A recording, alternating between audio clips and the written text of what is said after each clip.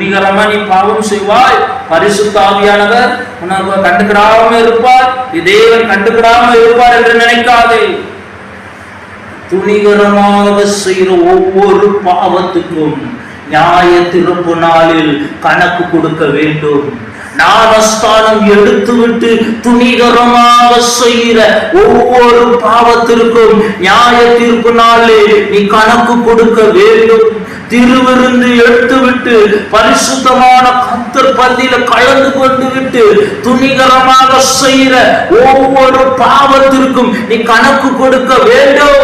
ஒருவன் என் ஆலயத்தை கெடுத்தால் நான் அவனை கெடுத்து போடுவேன் என்று சொன்ன தேவன், நீங்களே அந்த ஆலயம், என் ஆலயத்தை பரிசுத்த குலைச்சல் ஆக்கினீர்களே என்று சொன்ன அந்த தேவன் சொல்லுகிறது என்னவென்றால், நீங்களே அந்த ஆலயம், அந்த ஆலயத்தை ஆகிய சரீரத்தையும் உன் இருதயத்தையும் நீ பரிசுத்தமாக வைத்திருக்கணும். அதற்காகத்தான் தெரிந்து கொண்டார். அப்பதான் உனக்கு பரலோக ராஜ்யம், அப்பதான் உன்னோட இயேசு பேசுவார். அதனால் விழித்துக்கொள். நீதியை குறித்தும் பாவத்தை குறித்தும் நியாய தீர்ப்பை குறித்தும் கண்டித்து உணர்த்துகிற பரிசுத்த ஆவியானவர் உன்னை எச்சரிக்கிறார்.